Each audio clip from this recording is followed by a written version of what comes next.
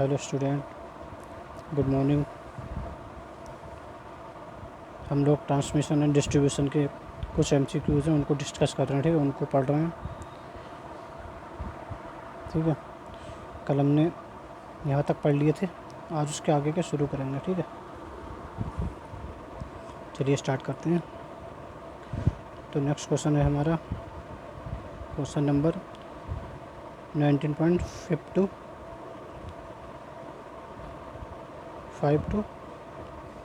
For an overhead line the surge impedance is taken as.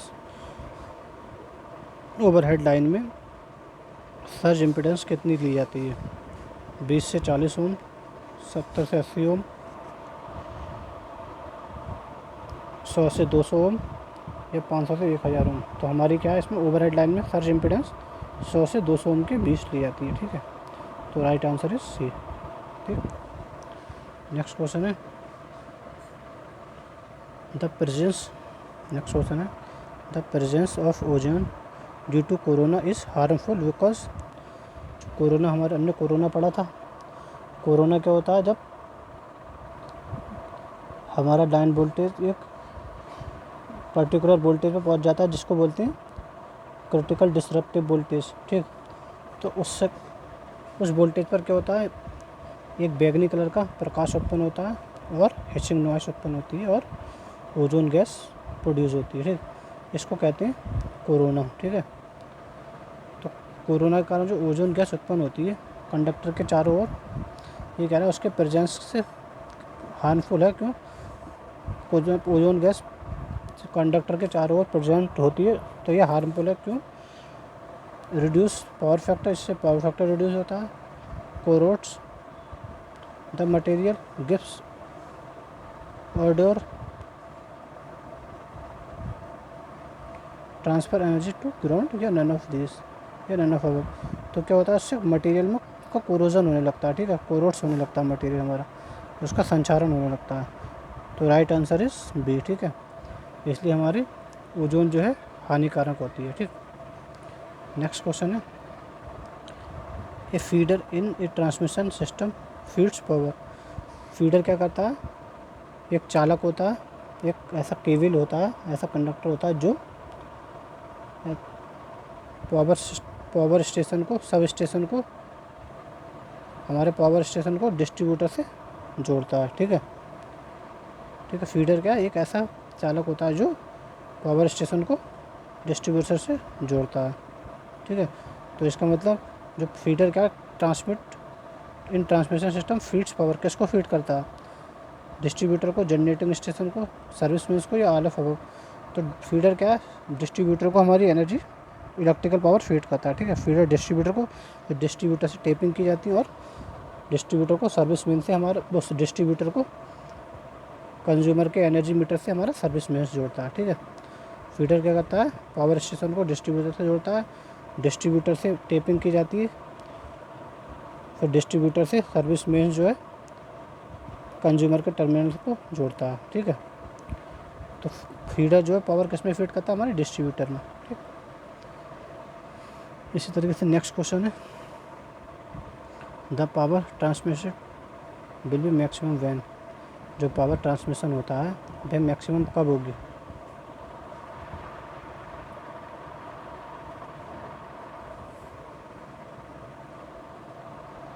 Corona loss are minimum, corona loss minimum होंगे। Reactance is high, sending end voltage, मतलब जहाँ से send कर रहे हैं उस एंड का वोल्टेज ज़्यादा होगा, या जहाँ रिसीव कर रहे हैं रिसीविंग एंड वोल्टेज ज़्यादा होगा। तो किस कंडीशन में हमारी पावर मैक्सिमम ट्रांसमिट होगी? कब होगी? जब sending end voltage will be more. ठीक है, जब सेंडिंग एंड वोल्टेज ज़्यादा होगा तो हमारी पावर मैक्सिमम ट्रांसमिट होगी। ठीक है, तो सी इज़ राइट आंसर।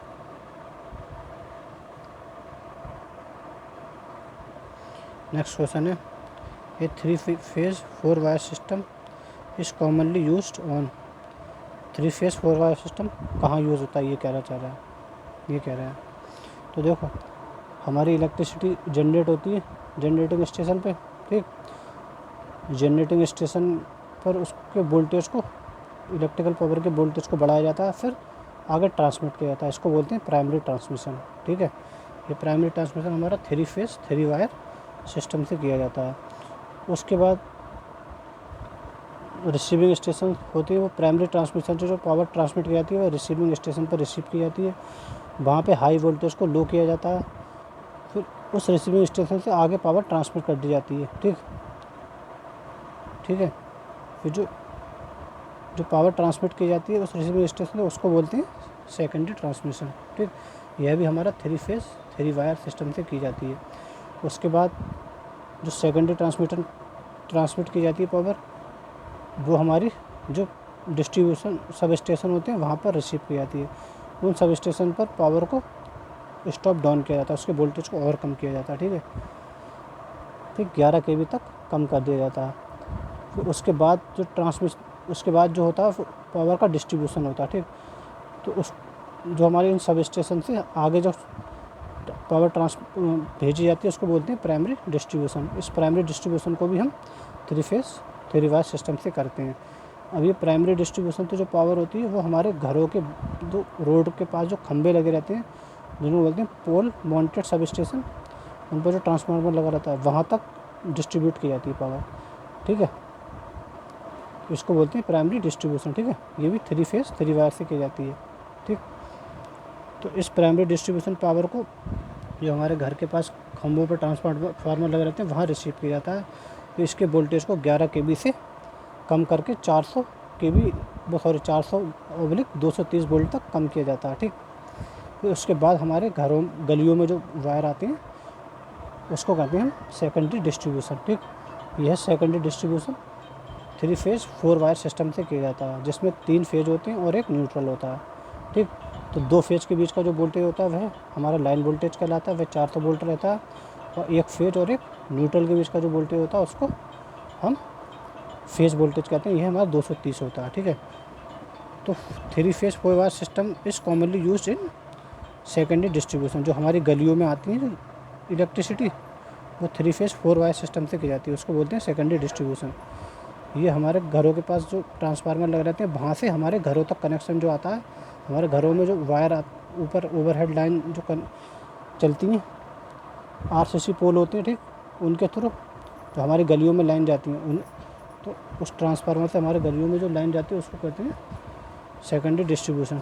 ठीक है, ये 3 फेज 4 वायर में किया जाता है। इसमें 3 फेज होते हैं और एक न्यूट्रल होता है, R/B और एक न्यूट्रल। ठीक है, तो राइट आंसर इज डी। चलिए नेक्स्ट क्वेश्चन है, which of the following material is use for overhead transmission line. Overhead transmission line में निम्न में से कौन सा मटेरियल यूज़ किया जाता है। ठीक, स्टील कोड एल्युमिनियम यूज़ करा जाता है, गैल्वेनाइज स्टील यूज़ करा जाता है, कैडमियम कॉपर यूज़ करा जाता है, या एनी ऑफ अबव, इनमें से कोई भी। तो हमारे देखो स्टील कोड एल्युमिनियम भी यूज़ करते हैं, ठीक, गैल्वेनाइज स्टील भी यूज़ करते हैं और कैडमियम कॉपर भी यूज़ करते हैं। ठीक है, तो all of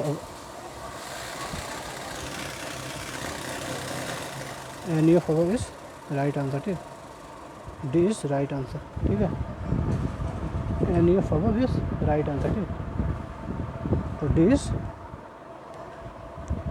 D is right answer. ठीक है,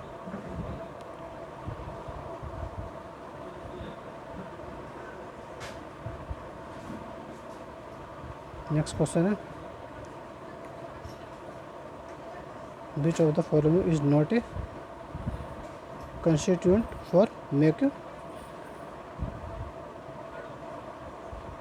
पोर्सिलेन इंसुलेटर। इनमें से कौन सा पोर्सिलेन इंसुलेटर के लिए यूज़ नहीं किया जाता है। ठीक, वाटस के भी बनते हैं, ठीक, कैलिन के भी बनते हैं, फेस्फर के भी बनते हैं, सिलिका। ठीक, तो सिलिका यूज़ नहीं किया जाता। ठीक है, इंसुलेटर बनाने में, पोर्सिलेन इंसुलेटर। ठीक, पोर्सिलेन इंसुलेटर जो बनाते हैं उसमें सिलिका यूज़ नहीं करते हैं। ठीक है, राइट आंसर इज डी। ठीक है, तो राइट आंसर इज डी। ठीक, सिलिका हम उसमें यूज़ नहीं करते हैं। ठीक है, नेक्स्ट क्वेश्चन है, there is a greater possibility of occurrence of corona during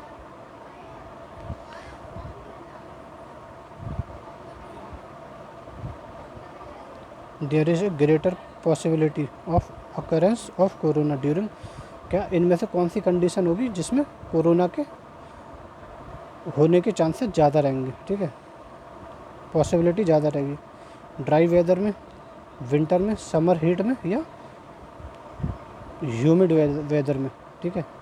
तो ह्यूमिड वेदर में क्या ज़्यादा चांसेस रहते हैं हमारी कोरोना हो, वो कोरोना हमारे उत्पन्न हो, ठीक है। तो right answer is D, humid weather, ठीक। ह्यूमिडिटी ज़्यादा होगी जब वेदर में हमारे, तब हमारे कोरोना होने के चांस ज़्यादा हैं। तो डी इज़ राइट आंसर, ठीक।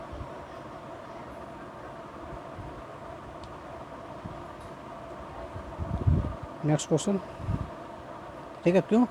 तो भाई ह्यूमिडिटी वाला वेदर होगा तो उसमें क्या आसपास ज़्यादा हमारे एयर के पार्टिकल ज़्यादा मौजूद रहेंगे, तो हमारे क्या कोरोना ज़्यादा और ज़्यादा तेज़ी से उत्पन्न होगा, ठीक।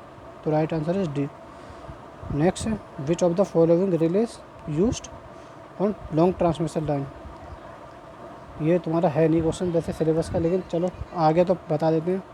विच of the following release is used on long transmission line. जो लॉन्ग ट्रांसमिशन लाइन होती है इनमें कौन सी रिले यूज़ की जाती है? देखो हमने ट्रांसमिशन लाइन पढ़ी थी, 3 टाइप की होती हैं, ठीक है। Short transmission line, medium transmission line and long transmission line, ठीक। तो जो शॉर्ट ट्रांसमिशन लाइन होती है उसमें जो हम रिले यूज़ करते हैं वो रिएक्टेंस रिले यूज़ करते हैं, ठीक है। शॉर्ट ट्रांसमिशन लाइन में रिएक्टेंस रिले यूज़ करते हैं, ठीक है। मीडियम ट्रांसमिशन लाइन में इम्पीडेंस रिले यूज़ करते हैं,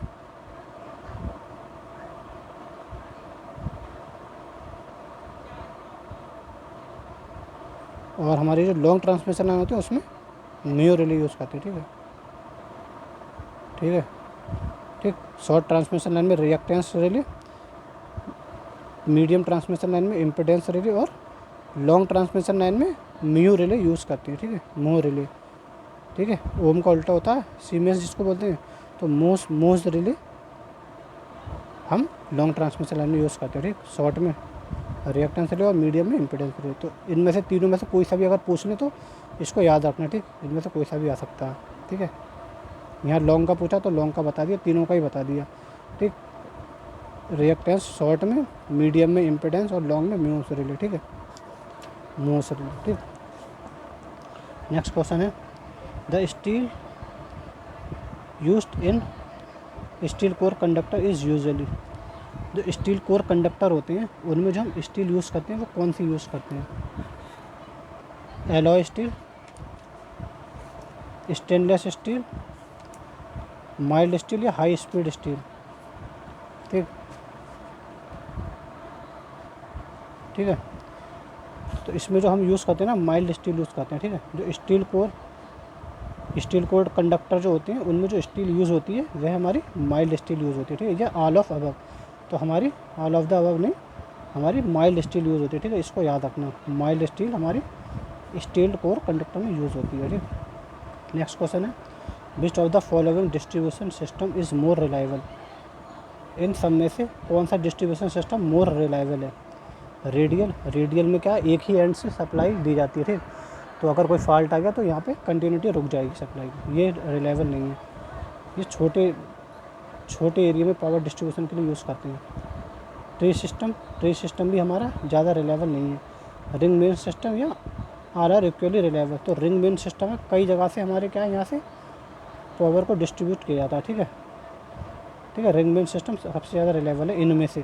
अगर यहाँ पे इंटरकनेक्टेड सिस्टम होता तो इंटरकनेक्टेड इन सबसे ज़्यादा रिलायबल होता है, ठीक। तो यहाँ पे हमारा रिंग मेन सिस्टम सबसे ज़्यादा रिलायबल है इनमें से, ठीक है।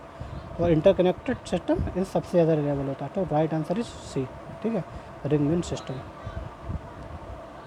नेक्स्ट क्वेश्चन है, which of the following characteristics should the line support of transmission and process. इनमें से क्या है, कौन सा करेक्टर लाइन सपोर्ट में होना चाहिए, ट्रांसमिशन लाइन की लाइन सपोर्ट में होना चाहिए? कौन से करेक्टर हैं जो लाइन सपोर्ट जो है हमारे टॉवर या पोल वगैरह होते हैं उनमें होना चाहिए? लो कॉस्ट होना चाहिए उनकी, हाई मैकेनिकल स्ट्रेंथ होना चाहिए, या लॉन्गर लाइफ होना चाहिए? तो भाई कॉस्ट भी कम हो, मैकेनिकल स्ट्रेंथ भी ज़्यादा हो, ताकि वह मैकेनिकल जो कोई मैकेनिकल लोड को झेल सकें वो, ठीक है।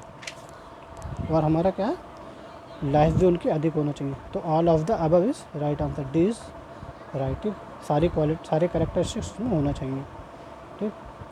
नेक्स्ट है the transmission voltage 11 kV is normally use for distance up to, transmission जो 11 kV नॉर्मली यूज़ करते हैं कितने तक, कितने डिस्टेंस तक के लिए, 20-25 किलोमीटर तक के लिए यूज़ करते हैं, ठीक है।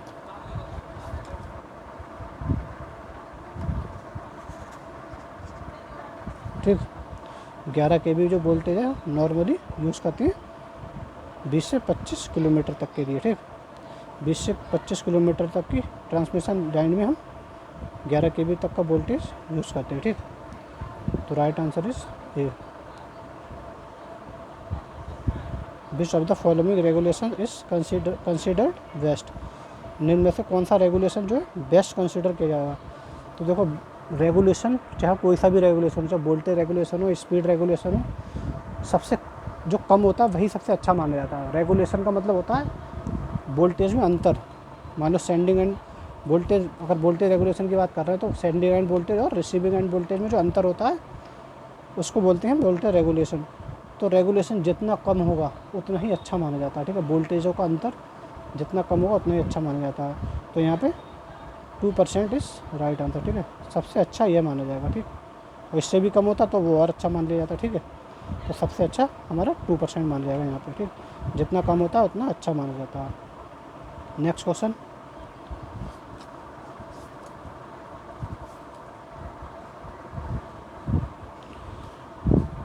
Skin effect is proportional to,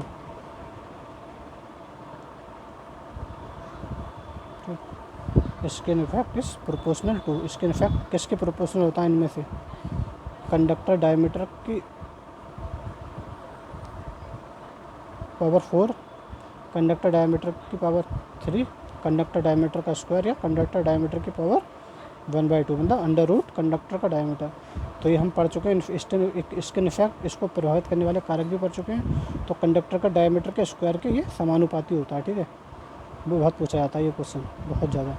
तो स्किन इफेक्ट जो होता है कंडक्टर के डायमीटर के स्क्वायर के समानुपाती होता है, प्रोपोर्शनल होता है, ठीक। Directly proportional to skin effect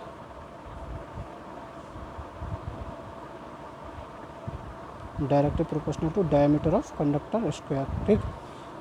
skin effect directly proportional to square of conductor diameter, ठीक। नेक्स्ट क्वेश्चन है, एक conductor due to sag between two support take the form of,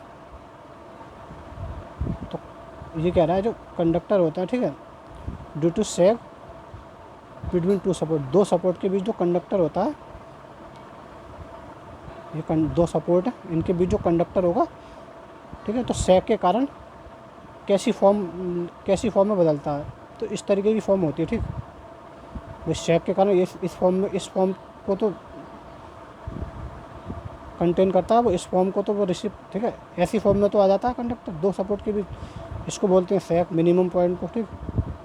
तो ये कंडक्टर इसी फॉर्म में तो आ जाता है सैग के कारण, तो इसको बोलते हैं कैटेनरी फॉर्म, ठीक है, ठीक। सेमी सर्कल फॉर्म भी नहीं है, ट्रायंगल भी नहीं है, एलिप्स फॉर्म भी नहीं है, और यह होती है हमारी कैटेनरी फॉर्म कहलाती है, ठीक है। 67, ठीक। तो ये कैसी फॉर्म कहलाती है हमारी कैटेनरी फॉर्म में आ जाता है। तो ये भी बहुत पूछा जाता है क्वेश्चन, ठीक। तो कंडक्टर होता है दो पोल के बीच, तो सैग के कारण कैसी फॉर्म प्राप्त करता है, वो कैसी फॉर्म में आ जाता है, ठीक है, तो कैटेनरी फॉर्म में आ जाता है, ठीक। नेक्स्ट क्वेश्चन है, in ACSR conductors the insulation between aluminium and conductor is, जो ACSR कंडक्टर होते हैं, ठीक है, ये कह रहा है ACSR कंडक्टर में insulation between aluminium and steel core is, तो ये जो देखो ACSR कंडक्टर ऐसे तो होता है, एक स्टील कोर होती है, ठीक, एक स्टील कोर होती है, उसके चारों ओर एल्युमिनियम के कंडक्टर होते हैं। तो ये कह रहा है इन एल्युमिनियम के कंडक्टर और स्टील कोर है, इनके बीच जो इंसुलेशन होता है, ठीक है, इंसुलेशन होता है किस चीज़ का होता है, इंसुलिन का होता है, विटामिन का होता है, वार्निश का होता है, या नो इंसुलेशन इज़ रिक्वायर्ड। तो इनके बीच क्या है, इनके बीच कोई भी इंसुलेशन नहीं होता, ठीक। इनके बीच कोई इंसुलेशन नहीं होता, हम पढ़ चुके हैं ना ये तो हमने देखा था इनके बीच कोई सा भी इंसुलेशन नहीं होता है, तो no insulation is required, right answer is D. ठीक है, चलिए आज इतना ही पढ़ेंगे, कल इसके आगे का देखेंगे। ठीक है, थैंक यू।